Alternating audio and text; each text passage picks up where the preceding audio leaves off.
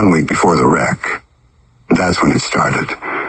The office sat under a low ceiling of stale smoke, the kind that settled into wood and fabric until the whole room felt stained with old nights. Big John stood behind his desk, shoulders squared in a way meant to look relaxed but failing under the weight of the man sitting across from him. The visitor didn't fidget, didn't breathe louder than necessary, didn't give off any heat at all. He rested in the chair as though the room belonged to him, boots planted in a straight, precise line, spine unmoving. His gaze drifted across the office, the desk, the shelves, the cracked photographs on the wall, taking in the scene with a cold, clinical detachment that made John feel like a junior standing in front of a judge instead of a club president holding his own ground. The silence that followed wasn't quiet. It pressed through the air, thick and unforgiving. John cleared his throat, knowing the sound wouldn't break anything, but feeling the need to try. He pushed a manila folder across the desk, fingers tapping once against the edge as if trying to anchor his own nerves. "Work's simple," he said. "Cut off whatever scraps Alvarez had left. Start with the woman. She's done. After that, anybody tied to him gets erased. Family, friends, whoever stuck their fingers where they shouldn't have. Doesn't matter who they are." His voice ran steady, but a faint heaviness coiled beneath it. The visitor didn't respond. His posture never shifted. His eyes didn't lift. He only breathed, slow, composed, controlled.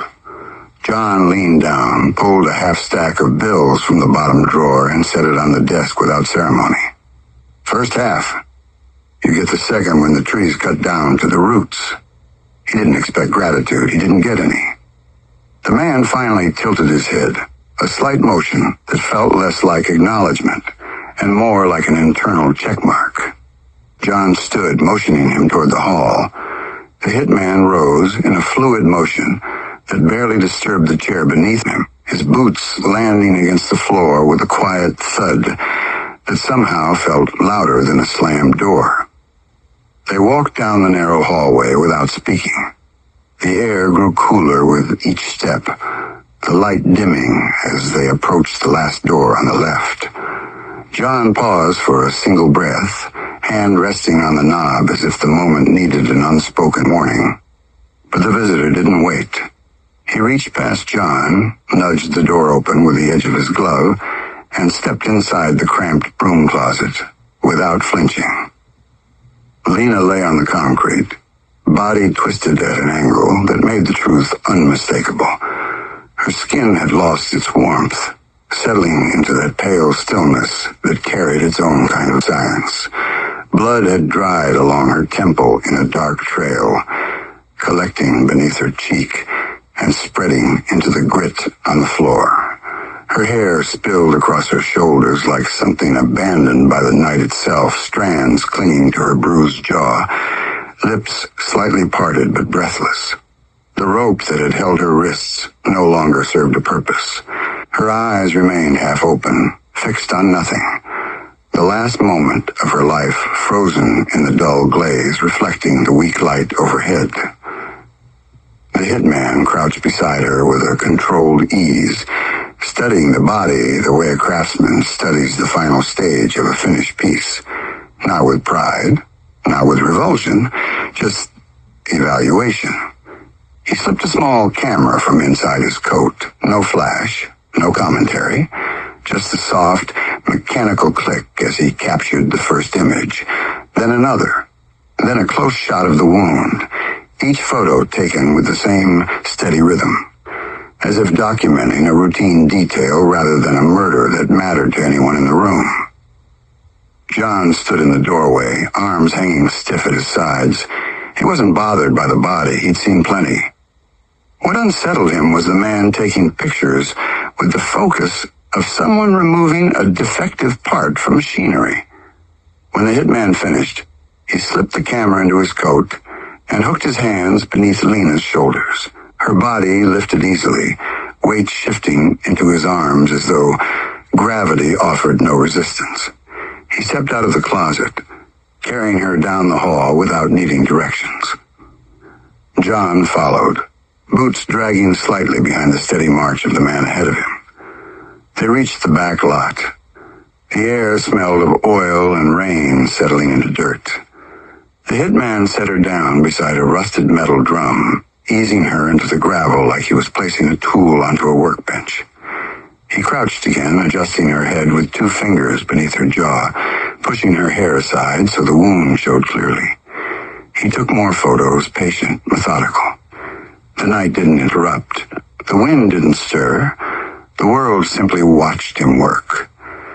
When he finished, he stood, wiped a faint smear from his glove, and reached for the van door. The black vehicle waited under a dying security light, engine humming in a steady, low throb. The door slid open. He lifted Lena's body and set her inside with careful, impersonal precision. Her arm slipped against the floor panel. He adjusted it automatically, not out of respect, but out of habit. Then he climbed in after her and closed the door with a firm, final motion that echoed across the lot. Big John remained outside, the camera still in his hand. He thumbed the screen once, the device warming slightly beneath his fingers. A single video auto-loaded. The clip showed her slumped against the wall, already gone, head tilted, rope digging into skin that no longer resisted. Her hair spilled across her cheek. One final drop of blood clung beneath her jaw, trembling slightly before falling out of frame. The video ended without sound. He sent it. The file traveled silently. No message, no threat. Nothing but the truth Alvarez would have to swallow whole. Miles away, Alvarez pulled his bike onto the shoulder of a narrow service road, tires sliding over loose gravel as he eased to a stop. A faint vibration pulsed against his ribs. The phone inside his jacket buzzing with the dull persistence of something trying to claw its way to his attention. He pulled it out, screen lighting the darkness around him. The video opened the moment his thumb touched it. He didn't blink at first. Didn't breathe. Didn't understand. Then the shape became clear. The body. The rope. The blood dried along the side of her face. The angle of her neck. The way her eyes didn't move. The silence. The finality. His chest tightened in one sharp, violent pull. The world folded inward. The rain started without warning, thin drops cutting across the pavement in crooked lines.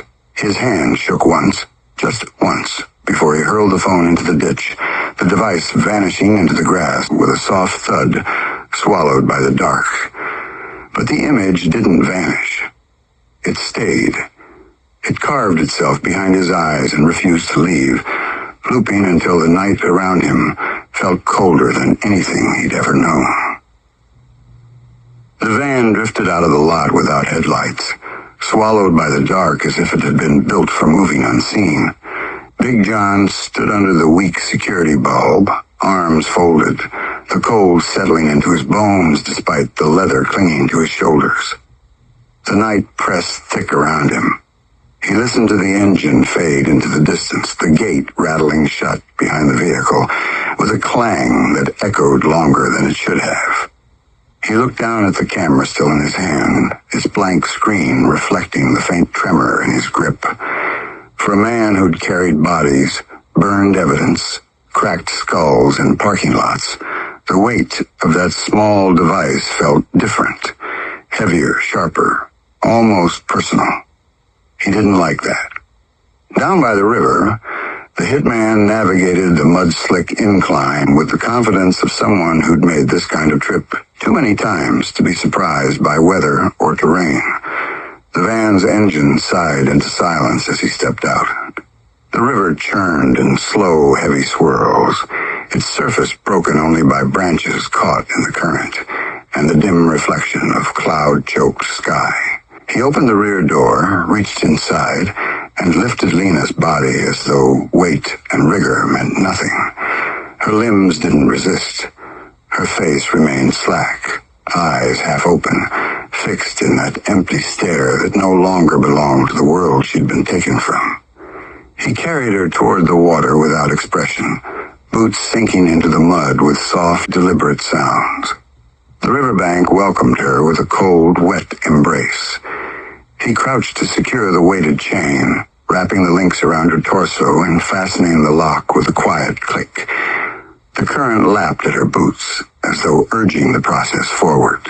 When everything sat tight, he pushed her into the water. She rolled once, hair drifting across her cheek. Then the river took her. The surface swallowed her slowly, then completely, her final trace disappearing beneath a veil of moving black. He rose. No lingering glance, no hesitation. Just the slow turn of a man finished with his assignment. Back at the van, he checked a burner phone. One message waited. Received. He powered the device off and shattered it against the steering column, tossing the remains out into the mud before the van rumbled away from the bank and merged with the night. At the clubhouse, Big John, in the dim glow of the desk lamp, blinds drawn, shoulders heavy. He stared at the wood grain beneath his palms, tracing the warped lines with a dull awareness that never fully sharpened. A memory surfaced. Alvarez leaning back in that very chair months earlier, grin loose, voice rough from whiskey, talking about Lena with the kind of soft certainty men rarely admit to. John had laughed it off, deflecting the weight of another man's vulnerability the way he'd always done. He hated that the memory returned now, hated the residue it left behind. He shoved the camera away and tried to steady his breath, but the room felt smaller than usual, as if the air itself tightened around the truth already set in motion. On the service road, the rain thickened, stitching the night together with violent threads of cold. Alvarez stood beside his bike, jacket soaked, hair plastered against his brow, eyes fixed on the ditch where the phone had vanished. He breathed in sharp, stuttering pulls that scraped his throat on the way out. His chest felt hollow, carved out by something that had no shape, only force. The video had been quick, brutal in its simplicity, enough to strike through him like a blade driven to the hilt. Lightning cracked behind the clouds, illuminating the highway in a quick white flash. Alvarez lifted his head slightly. The bike waited in the rain, engine quiet, chrome running with water, headlight dimmed to a soft, ghostly halo. It felt like the only solid thing left in the world, the only thing that hadn't betrayed him, the only thing that might still carry him when the ground fell away. He pushed himself upright, breath hitching as he wiped rain from his brow with a trembling hand.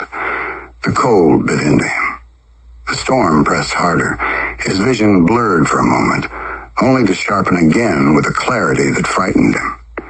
His pulse hammered, not with resolve, not yet, but with the primal surge of something sharp and rising, a storm inside the storm.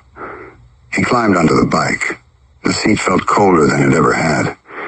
His hands closed around the grips, with a tension bordering on pain. The rain slid down his knuckles, disappearing into the trembling steel. He didn't speak. He couldn't. Words had no place yet. Not while the truth still tore through him with jagged teeth. He turned the key. The engine answered with a low, rumbling growl that rose through the frame and into his chest, grounding him in a way the world no longer could. He sat in the rain, chest tight, vision burning, the thunder rolling over him like a warning he refused to hear. The anger didn't need a vow. It didn't need a sentence. It only needed breath, and it had that. It grew inside him, gathering momentum, feeding on the silence, shaping itself into something lethal without uttering a single word. The storm raged without rhythm. Sheets of rain slanting across the highway with the fury of a sky cracking apart. Alvarez leaned forward on the bike, breath trapped tight in his chest, the engine thrumming beneath him, like a creature preparing for violence. The headlight cast a thin blade of white through the moving darkness, carving a narrow corridor he could follow without thought. Water rolled down his sleeves, pooled at the bend of his elbows, slipped beneath his collar with a cold insistence that never reached him. Nothing reached him now. The world felt distant, muffled, submerged beneath a weight that pressed from the inside out. The engine idled as if waiting for a command he couldn't give. His hands closed around the grips, knuckles pale beneath the runoffs lashing across his skin. The machine vibrated steadily, a pulse that did not comfort him so much as tether him. A reminder that something still existed in the physical world, even as everything inside him tilted into ruin. He stared ahead. The highway stretched into a storm-racked distance, the lines on the pavement vanishing beneath pools of water. Each breath he drew felt scraped raw, like air dragged through the rusted wire. The rage hadn't formed words yet. It had no shape, no edges, only heat, only pressure. A rising surge that felt older than speech. He twisted the throttle. Not enough to move, just enough to hear the engine flare. A brief guttural growl swallowed instantly by the rain. His throat tightened, his vision blurred. He wasn't crying. The tearing at his eyes came from the cold wind slicing at his face, from the strain of holding something vast and violent inside himself without letting it spill into the world. He shut his eyes for a heartbeat.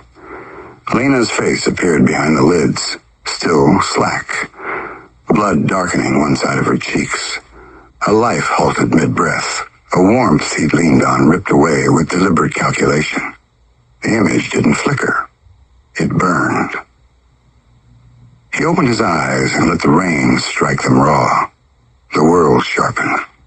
A shudder rolled through him, not from cold, not from fear, but from something gathering inside him with the weight of an avalanche moments before release. He eased the clutch. The bike crept forward, tires breaking the shallow pools on the asphalt. The engine rose in a slow, dark swell. He let it carry him into the storm. He didn't look back. There was nothing behind him now except the man he'd been the moment before the video opened on his screen. And that man felt distant enough to be a stranger.